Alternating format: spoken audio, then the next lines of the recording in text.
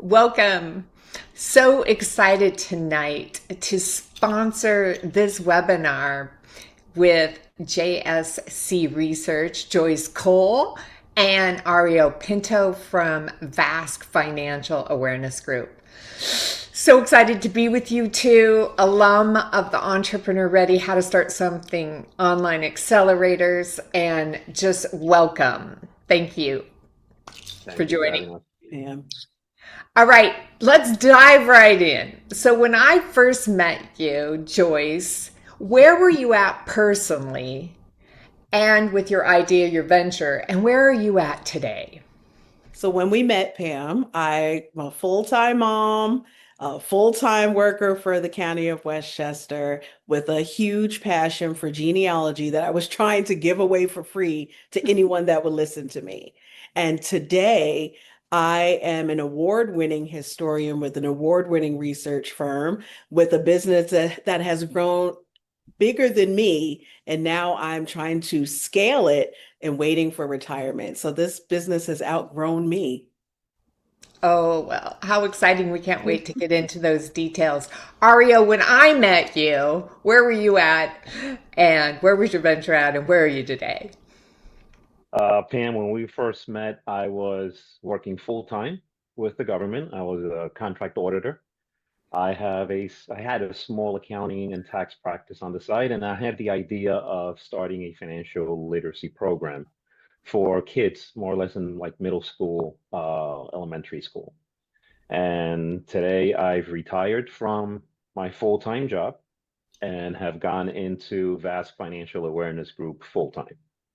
Awesome. Okay, so both of you were full-time employees. So when we were talking about this whole thing of being a full-time employee and that it actually is feeling riskier to have one paycheck these days than to not, right? It used to feel risky to start something. Now it feels risky to just be trapped with your skills all in one job. What were your motivations, Joyce and Ario, when you decided, I want to go get in the How to Start Something program, but I think I want to start something?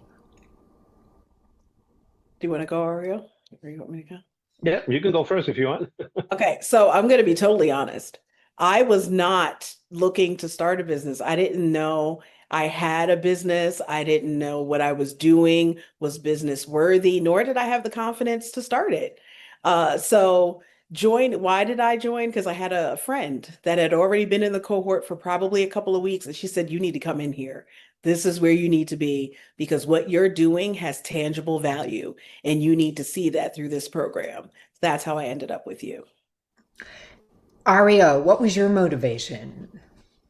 My motivation initially was to just add this program as part of my accounting practice and add it to that side of the business. But it was more to help the students and the kids who needed more of the financial guidance. And that's really what got me motivated initially to get into the program. Yeah. So, what, when you think about being a full-time employee and starting something, what were the biggest challenges for both of you? And Joyce, you can just go first. All Okay. interview. We'll just make it Yeah. ladies first. Okay.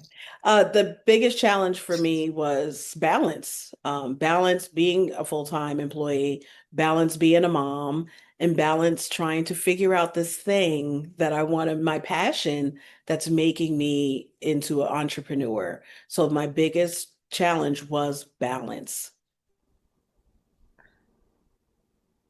Yes, Aria. I agree with that. Just setting the time, having the time available to be able to even think of this venture, how to develop it, how to talk about it, how to really get something together. Because by the time I would get home, you'd be exhausted. I really had no bandwidth to be able to think about anything else. So that was one of the biggest challenges. All right. So fast forward, I want you to tell me how you did the balance thing. So you both joined a program, right? Why did you come into a structured program? And then we'll walk through kind of the beginning of what started to happen for each of you. So I would say for me, Pam, it was once I got in. And I started to see this program is really helping me to flesh out my business, or this concept I have that wasn't even a business, it was just a passion. And then I start to make time for it. You know, like people say, you'll make time for the things that are important to you. At first, when I came home, I was like, I only could do an hour, you know, and then I started to realize I can give it a little more, because I was really, as time went on, and the value in the program meant more to me. And I was understanding my business, understanding myself as my confidence went up. I made more time. And it really didn't take all night. It just, I started to become very interested, because honestly, everyone's favorite topic is themselves. So you're teaching us how to study what we want to do. So I mean, you make time for yourself. And so that's what happened. I started out a little bit, and as I start to understand myself, my business more, I spent more time doing it. Yeah, interesting. Yeah, we do what we love. I love that. Ario, anything to add to that? Well, as an accountant, I always thought that I knew how to start a business, what was necessary, but it was more of the technical side of it, not really starting a business the way my program was going through. And your program actually helped me define it much better and cut through the fat. So I was able to put more time or dedicate more time because I knew where to dedicate that time to, instead Mm. of just going into five, six different thoughts at the same time and then figuring out where I was. So it really helped me define it so that I knew what was important, what wasn't, and how to approach it. Let's cut in there because early on, right? That's the hardest part. Where do you start? What do I go do the website? Do I go? What do I do first? So when you first came in and you got into what we call customer discovery, so many people have like major transformations when they do that. Talk to us, Joyce and Ario. What happened to you for customer discovery? Had you ever done it before? What did you learn? And then how has it impacted you now as an owner and how you're doing life and business? So I love this question, because when I went in, I thought I knew everything about the little silo that I was sitting in.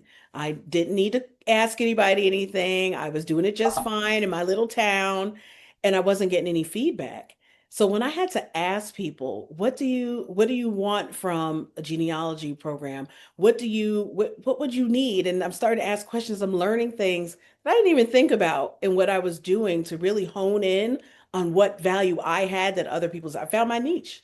And so that for me, that was the most impactful moment, is when, one, I'm an introvert as well. And now I'm an extroverted introvert. But this helped me, one, to talk to people about what I wanted to do, learn from the people, actively listening and taking in what they were saying and applying it to the business model that I was fleshing out. Can you remember if you scroll back? I know it's been a while, something you heard out of the mouth of somebody you were talking to about the pain or the problem that informed your first product or service, Joyce? Yes. The first thing I heard that stuck to me was actually negative, and it was the best thing that ever happened to me. She said, "No one wants that information shoved down our throat." And I said, "That's how I have to approach it. I don't want people to feel like I'm trying to shove something down their throat, force them into this kind of research. I want them to come into it willingly." So, how I approach potential clients, how I approach my workshop descriptions, everything has been informed by that one person. So all feedback for me was very relevant, but that one person changed everything. Wow. So she was saying genealogy at large can feel Intrusive. intrusive. Yeah. And she was giving you, it's like we get so much empathy by listening, Yeah. right? Yeah. And people don't get it. This is where you create value, really understanding. Most businesses fail because we don't understand the problem or the opportunity or the target market enough. Think we have all these blind spots, right? Ario, tell us about your customer discovery experience. Had you ever done it before? You've been working in accounting, and what specifically happened there that started to unlock things for you? So the approach with the conversations was different than what I would normally do. So the feedback was really helpful because it really showed me what I needed to do, what I didn't need to do, what was really not useful at all, based on the people that I was interviewing with. And that helped me kind of define it a little bit better. What did And it you helped, learn there? What did you learn? What did you hear that you were surprised by?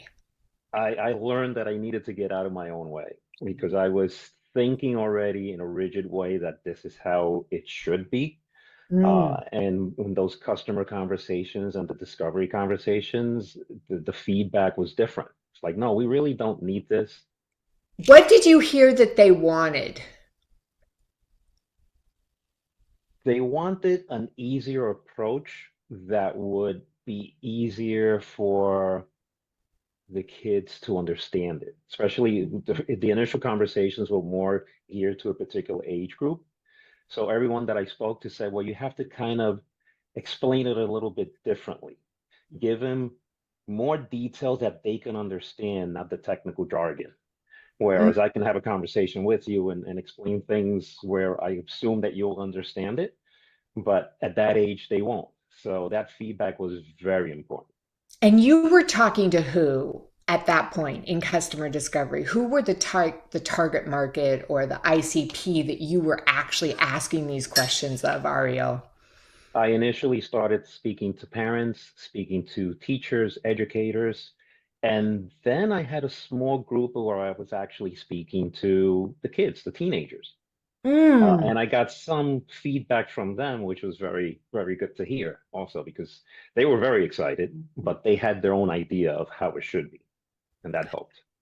Awesome. So you both for the first time did customer discovery. So then you do a rapid prototype. You think about piloting or something. So what's your first product or service and what do you do at the prototyping and what happens next, Joyce? So my prototype was Dig, Discovering in Genealogy, and that's what I thought my business was. And I got it down. I had my workshop level, I had my I'm a research you personally level, and I really put myself in a box because I realized quickly my favorite word I learned during this program was pivot. That was not that was not a word in my vocabulary because I don't like change. And I learned to change since being in this, being flexible, and it's okay. So I learned to pivot. So Dig was my prototype, ended up being just a program under JSC Research in the end. So taking that out and realizing I can't sustain this because I'm still working. I would have to spend so much time on one person, but I could really get these workshops going. I could do these exhibits, all these different things. So I said, I need to make an umbrella, and then Dig is going to be inside of it. But I would not have learned that without Dig.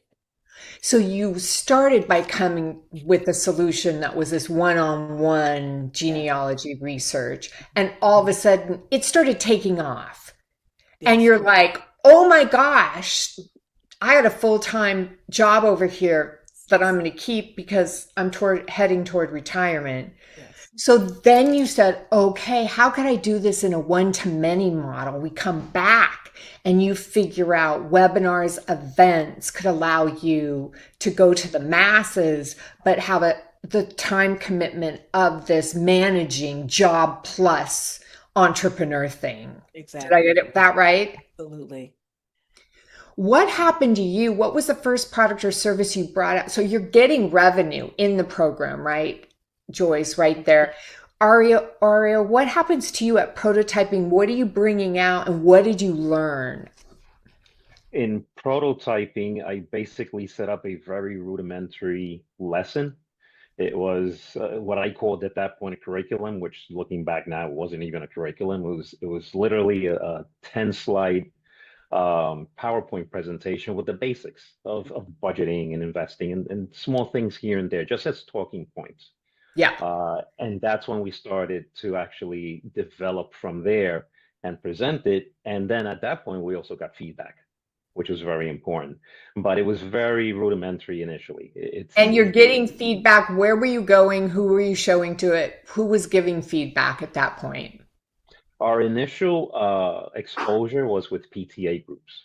So we were having parents and some of the kids who would attend as well. And they would tell us what was the good and the bad. and that helped us develop it even better. So you went right into free pilots with the PTA and you start to get some feedback on what starts to happen then. What's the next benchmark that happens for VASK? The word started spreading. We started getting calls from other PTAs. Some schools were calling saying, can you do a tabling? We're going to have an event this weekend. Can you come and show something? And then we started moving from there and adding props to what we had and expanding the curriculum. And people are paying you now? Yes. This is key to let people know. They're like, what? You went to revenue in months, right? Both of you went to revenue in months, and you had service companies, right? So skills that can go into service, right? We can prototype them so rapidly. All right. What's the next big breakthrough you have, Joyce, on your entrepreneurial journey? So out of prototyping, I made money, but I didn't make as much money as I knew I had to give something away for free. And I did a couple of workshops because I really wanted to get more feedback about what I was doing before. You always feel self-conscious. Is my skill enough that people should pay for it? So I did a Mm. workshop and it was wildly successful. And I get a call and this woman says, I'm going to have a Black History Month exhibit for my job. Not exhibit, she was having a program and could I come speak to them? She loved the program I did. I said, sure. And she says, okay, so what's your company and what's the contract? She said, I work for Nestle. I said, oh. I was like, okay. So my first contract inside the program was with Nestle for Black History Month. Boom! Yeah. This is how we do it. This Yes, is how we exactly. do it. Right. Oh, I remember that. That was so flipping exciting. You said that confidence was one of your issues coming in. Yes. Can you talk to us a little bit about what's happened on your entrepreneurial journey in the area of confidence? So coming from not knowing that you had a business that had value, tangible value for others. So I knew it was important to me, it was a passion. But then going through all the steps in the program, with each level, I'm learning more about myself as a person. I'm gaining confidence in presenting what I'm trying to give to the world and having confidence that, yeah, you know what? I know what I'm talking about. People should pay me for it. Um, Game on! yes. So there was a complete transformation, not only in me figuring out and fleshing out my program, but in myself. So I left out of the program a lot more confident about who I was because I did the work. A lot of times it's Mm, just not doing, I had never done the work. So you just mm. can't jump out there sometimes. Some people are very lucky and they can jump out and it works. But the vast majority of us, no. We need some assistance. We need to learn. We need tools to be successful once we get there. Learn the word pivot. I needed all those things before I got out the program. Like I didn't know about going to get an LLC and all that and making sure I had an EA. I didn't know all that before the Well, program. I think what's interesting is we just assume that it's not the same as going to the gym or any other thing that we've gotten good at, whether that's cooking or art or speaking or coding, that there's a practice. This is a practice. And once you get a framework and you practice it, Ario, you talk about how it just kind of took off. I did the process and it took off. But what was the next big benchmark VASK hit? After the PTA started paying for you, what was your next big breakthrough for you, either for you personally or for the venture? For VASK, the next breakthrough was getting a contract from one of the school districts in Westchester to actually implement the financial literacy program as part of their classes. And we did that it was about one semester or so. So that to us was very big jump. That was the beginning of a lot of the things starting to happen. And going Can through we the just paperwork. stop for a minute? Sure. Getting a government contract as a woman that has done it, and Joyce, you work for the government. Oh my gosh, it's huge, right? It's a Big. huge breakthrough to get that first school district contract. Mhm. And the Yeah. paperwork was crazy. We're signing and filling things out and signing and doing all these other things just to get the foot in the door. But it was a good lesson. We learned from that. And that was a very big breakthrough for us. That helped a lot. Yeah, then you start rolling. Mhm. Okay, so both of you, as you think of your early journey, by the time you get out of what we call an incubator, and research shows, I think Kaufman has research that shows a person that goes through a structured program is 65% more likely to actually get to revenue. And it is because you see the blind spots. Structured programs shorten the time because you don't have to make all the mistakes. That doesn't mean you can't do it alone. It just means that there are some upside. So by the time you get to the end of the program, what's your biggest takeaways? Where are you at? And then what happens? Joyce? So when I get to the end of the program, I do have to back up a little bit. I went through the program twice. Oh, So yes. you So I have went, two ventures you've yes. seen us for. So I went through the first time, finished before that whole cohort was done. And my business partner, Althema, was in the program as well. We both finished early and said, you know what? We got it now. We know the formula. So let's get our next thing going. And we went through again. So when we finished with two ventures. And one was going to sustain us in our community so we can give things away. And then we both had a a revenue making company separate from each other. So when I left with this amazing company that was doing way too much. It was growing quicker than me. Too much revenue. It was too Yeah, busy for being a full-time employee. So it you really backed was. off. hmm However, that passive income is wonderful. So I built inside of the program DIG. Remember that program I was telling you about that was able to go into schools that was working for me like a workshop, and it was making me money that way. So I was able to do that while in the getting out of the program, and then everything just took off from there.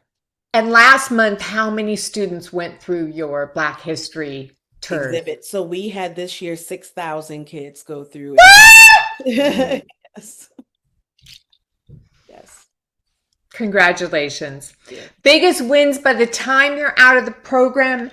Where is VASK? And then what happens next? Uh, Aria.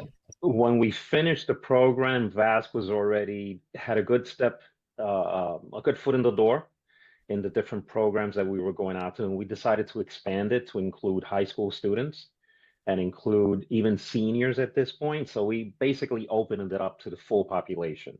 At Okay. that point, we had more curriculums available where we can actually do what I always call the plug and play. So we had a curriculum that will be modular and we can customize it to the age group that we needed to present it to. And that's where we left the program, where we were much bigger. We had a much better idea of where we were going and who our audience would be.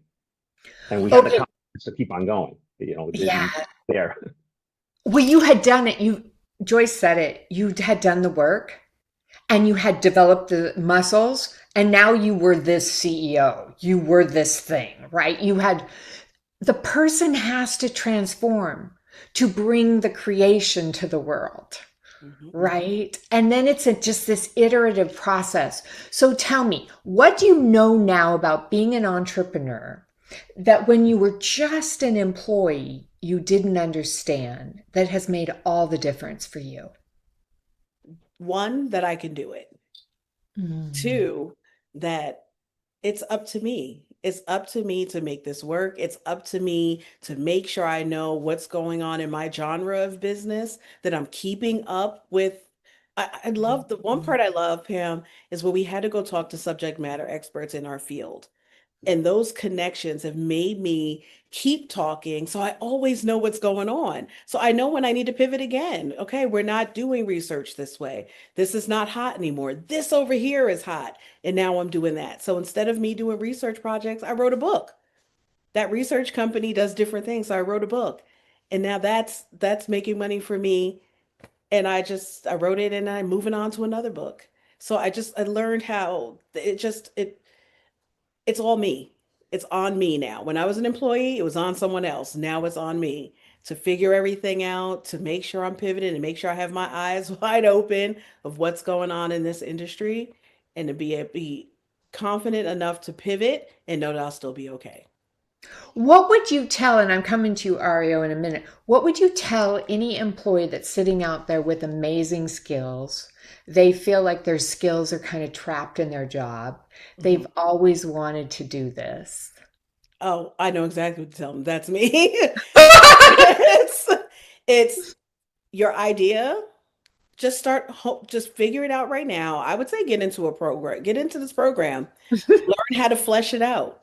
And then once you do it, you slowly just make yourself relevant. You could slowly go places. You don't have to commit. I think that's the beautiful thing right now for being an employee that can see retirement, setting myself up. So when I retire, I can fully go in. I've made myself visible in the community. People see the work I'm doing, so I'm set up. When I leave, I can fully jump in and I'm not starting from scratch. So get that idea out there. You got it. Figure out how to make it a business, flesh out your plan, get the confidence you need by getting into a program that forces you into these modules that step by step get you to where you need to be to confidently, when you're ready to launch a business, and you'll be able to do it. You might not feel confident today, and that's fine. I was there, but just take a couple of weeks and watch yourself transform. It's not even going to take all the months. In a couple of weeks, you will transform because you'll start to see yourself more clearly. So interesting. Ario, what would you tell your employee only self that you know now about being the owner, about being the boss, about starting things, about creating income streams? Give it a lot of thought. Go for it. Get out of your way, which is one thing that I've always said. Get out of your way. Sometimes we hold ourselves back. We have the knowledge. We know what we want. We just need to refine it, and we need the a little bit of a push to get to that point.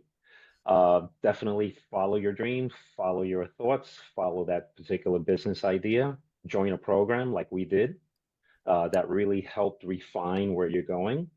And it gives you the confidence to keep on going and to go through the program. A lot of the times you're held back by your own fear and you're not sure if it's going to work, or you don't feel like you can talk to somebody about what you want to do, what your program is about. You have to learn how to sell your program, how to sell yourself Tell in a me way about that's intelligent.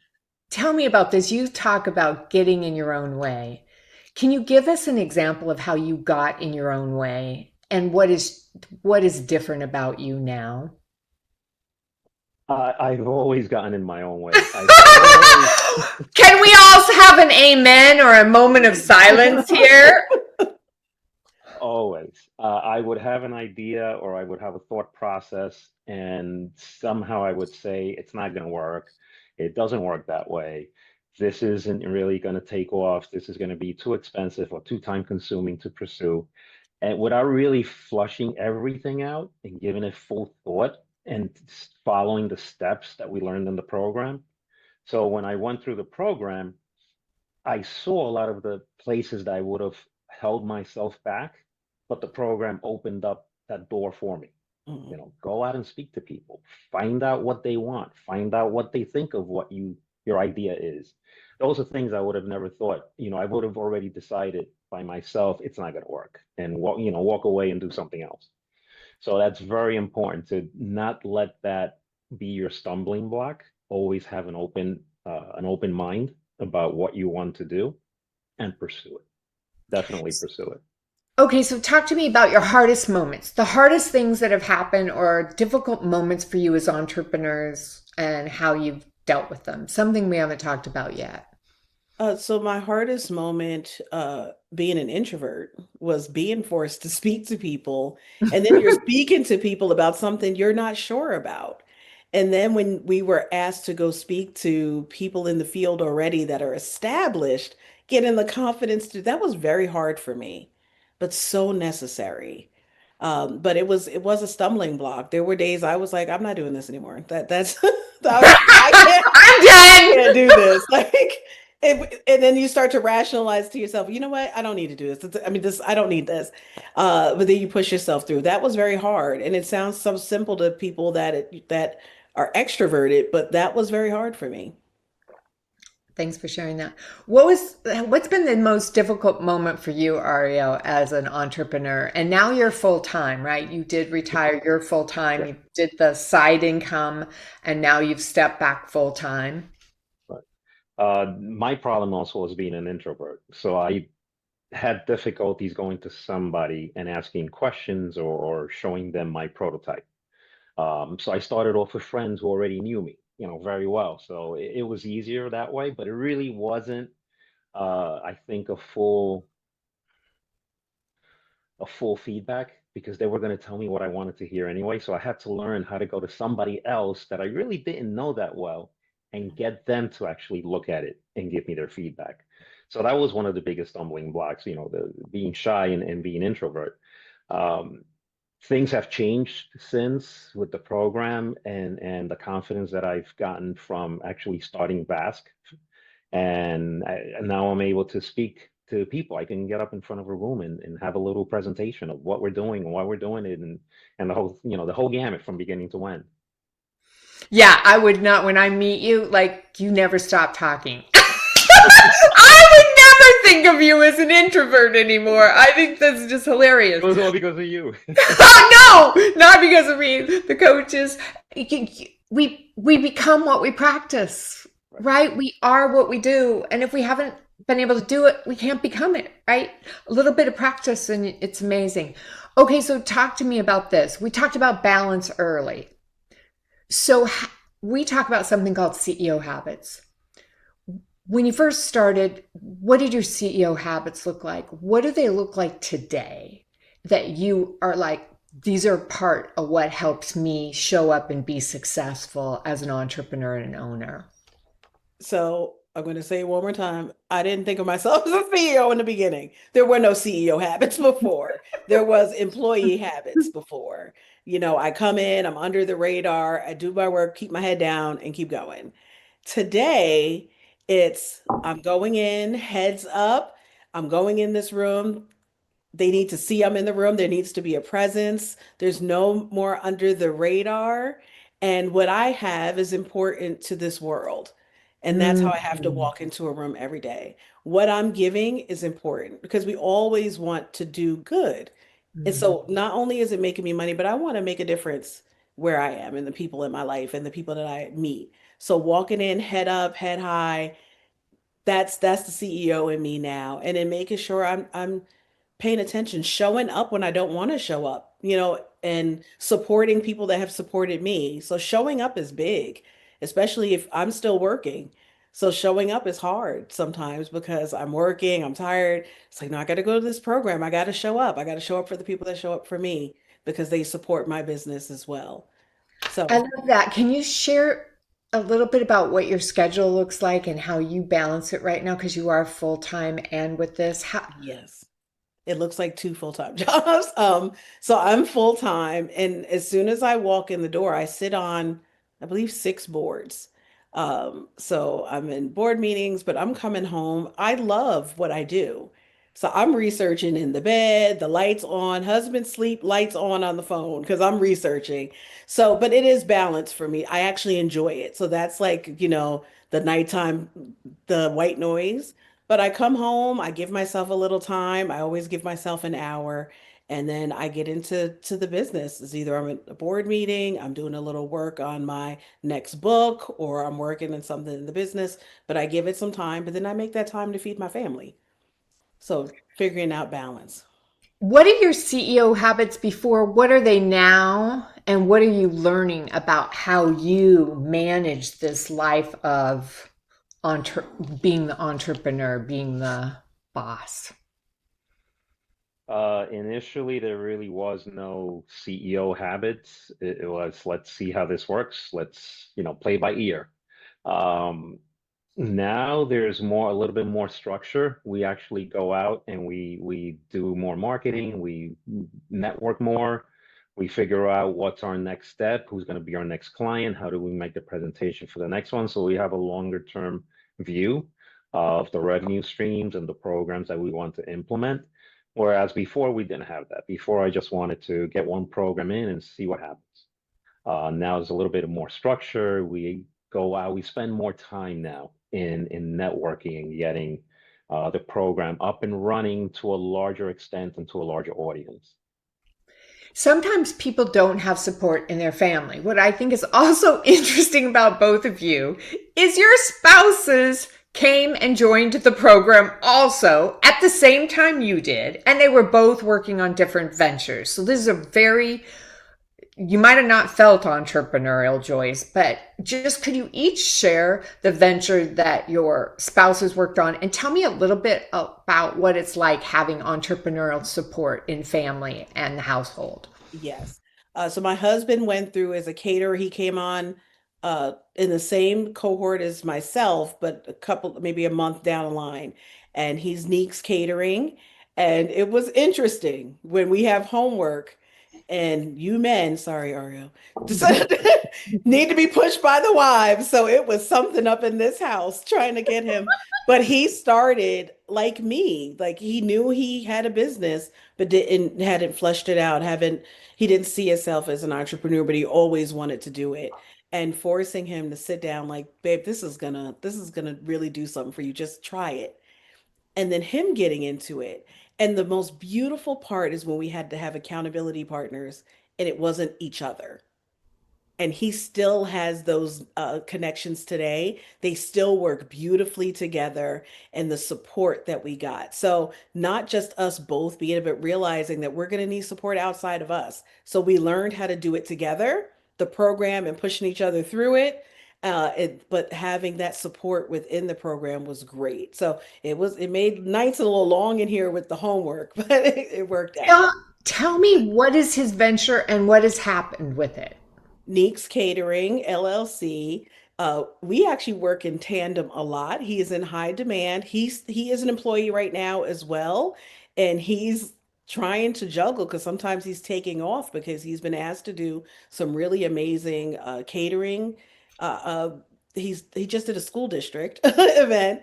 He did as well, but he's doing a lot and he has to turn down a lot. So he's trying to figure out how to remain relevant, to remain in these people's going places with me, giving things away sometimes just so people see his product. Maybe he's given a charcuterie board because he is like the charcuterie king, and leaving this card. But he's learning how to keep his business going when he can't give it as much time as he would like to right now.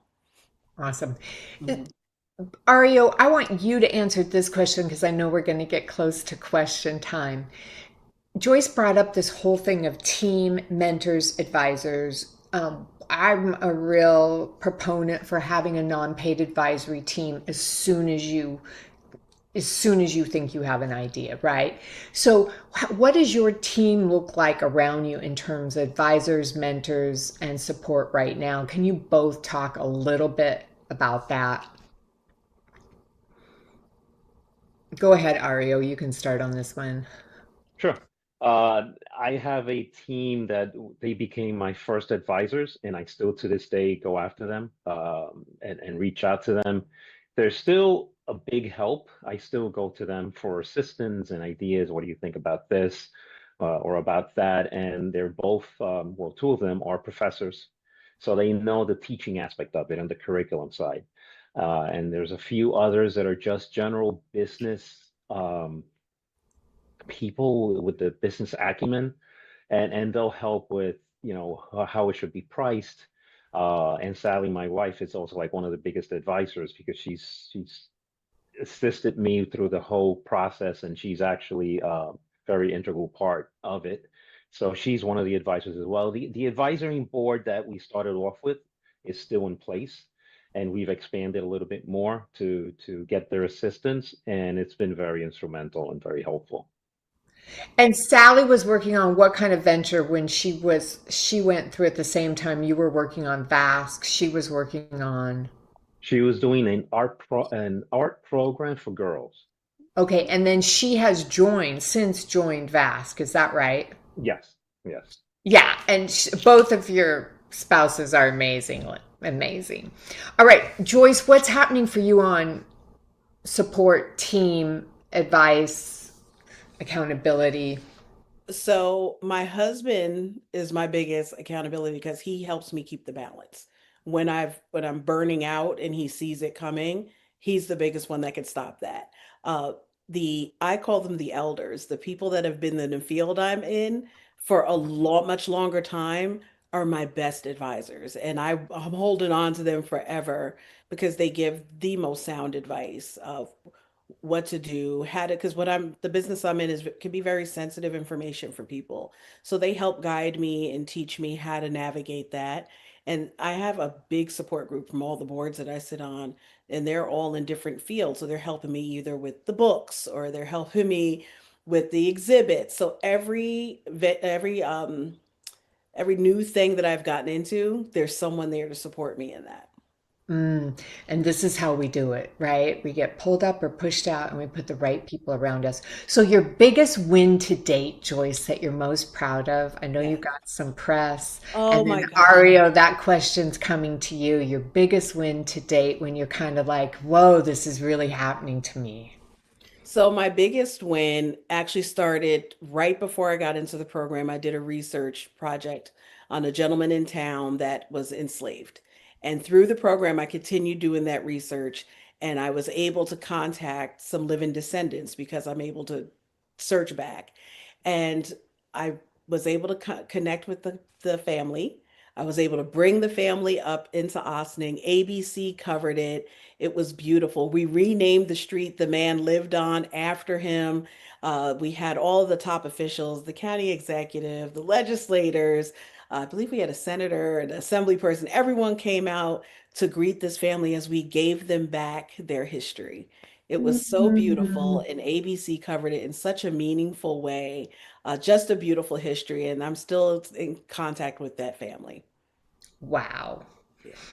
Remind us the name of your company, Joyce. JSC Research. All right. Ario, biggest win moment where you're just like, whoa, it's happening.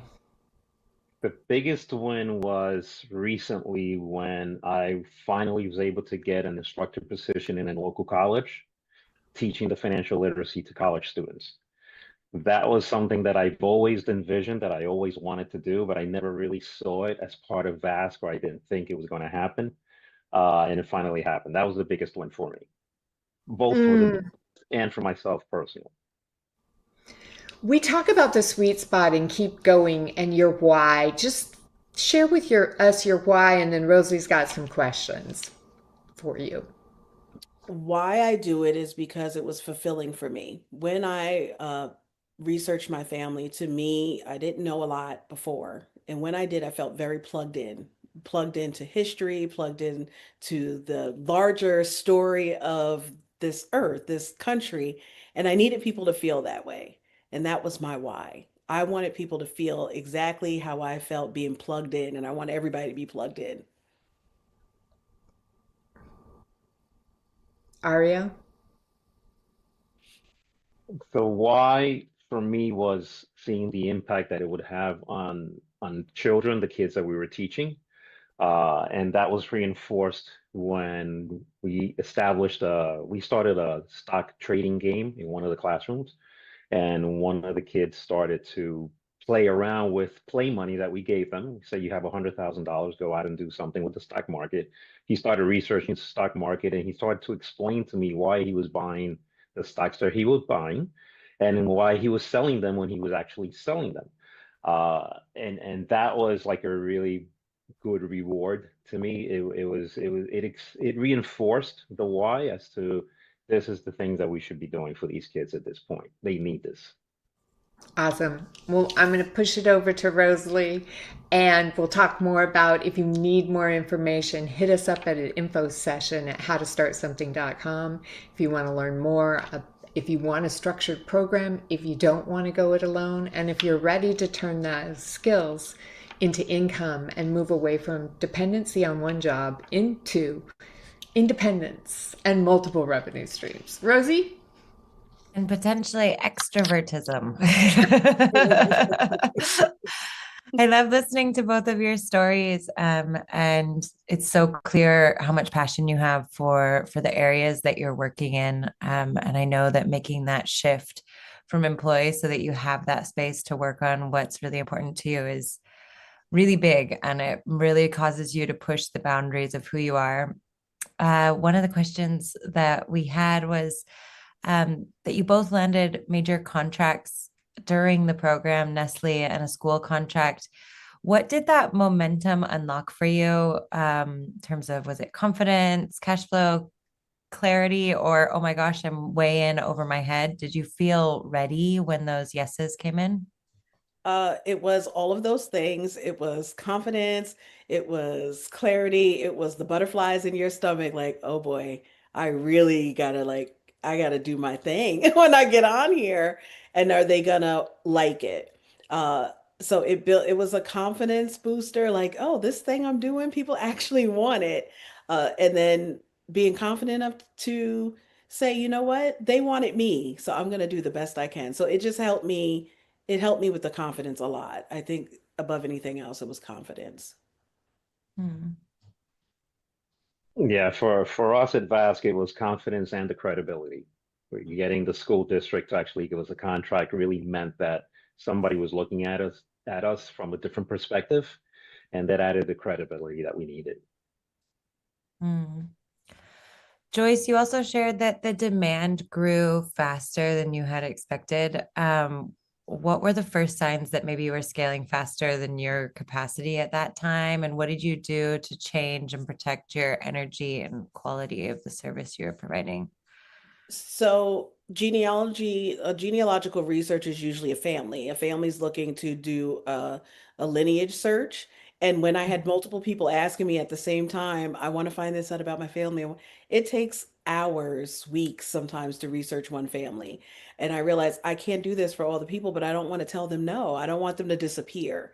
So what I did, I said, I can have workshops where I teach people how to do it themselves on a really basic level, so when they get to the harder stuff, maybe they can come back to me, and that means they've done a good portion of the work, and I'm not going to need weeks, I'm not going to need months to help them out. So I pivoted. I said, okay, I can't take you all individually right now, but let me show you how to get yourself started, and I'll be your support. So I realized those workshops were working. I figured out how to scale it. So I wasn't pushing potential customers away, but I was pivoting, figuring out a different way to bring them in and keep them there.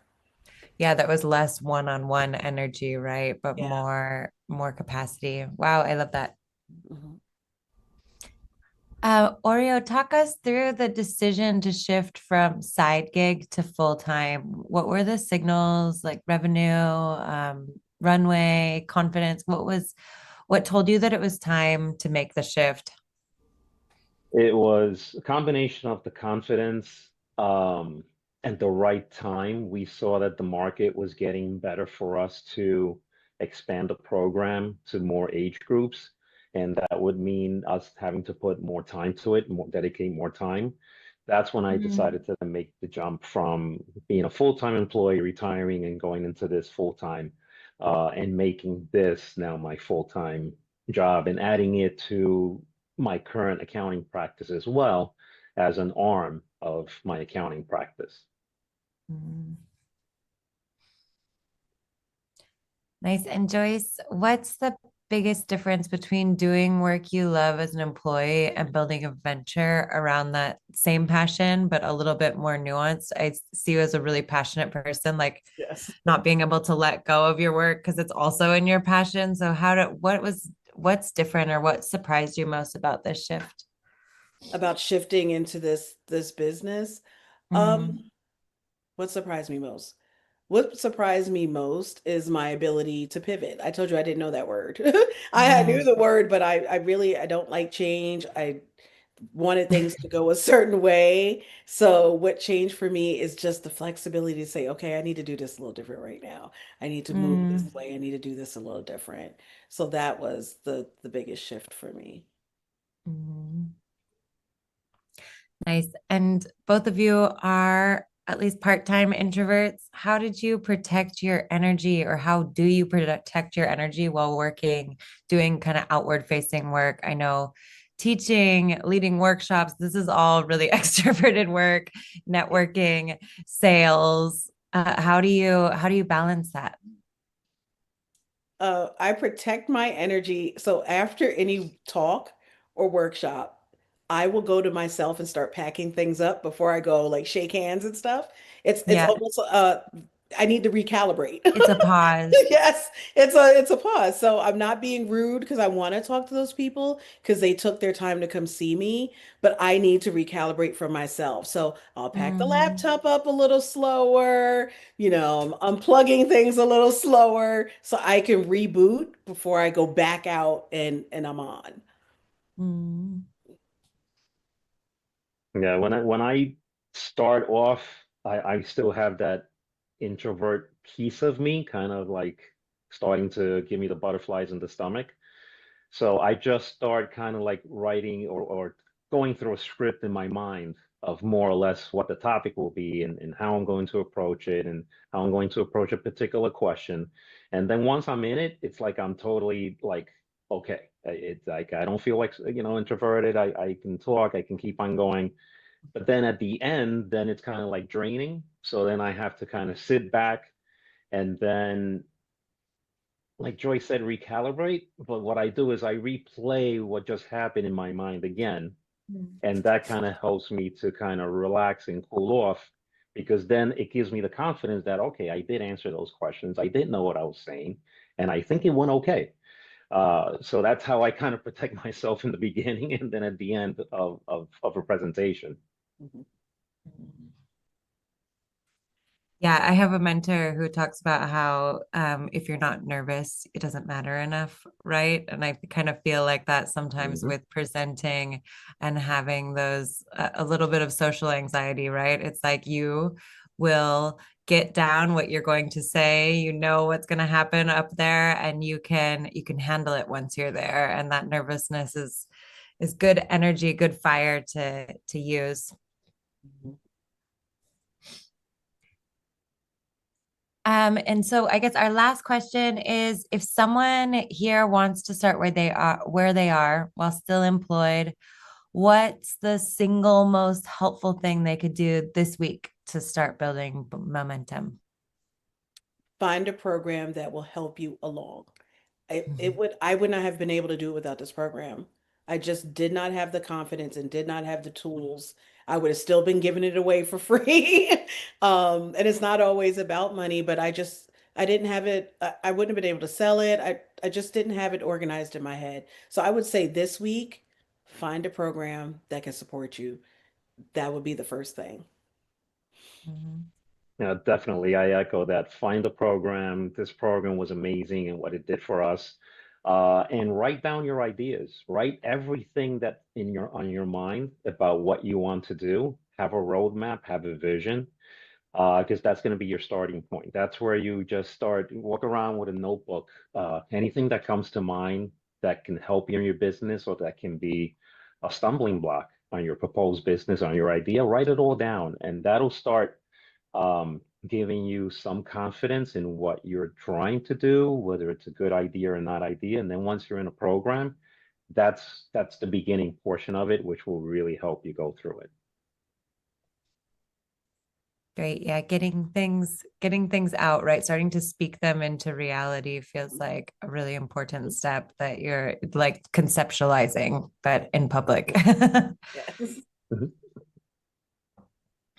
Thank you, Rosie. Great questions. And I love Rosie, the tone of Rosie's voice. You can tell she's a singer, songwriter. Love that voice. And Joyce, thank you for being here from JSC Research. We just love your story. Thank you, Aureo from VASK Financial Awareness Group. I'm so excited you shared your story because I think my why and the why of the Entrepreneur Ready team is that each person we think is here to create value and design the most meaningful life.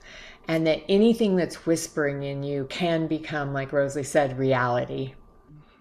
And Mhm. you just have to start. And this week on our social, it was said, start messy, but just start. Just start. So if you don't need a program, go, just do it.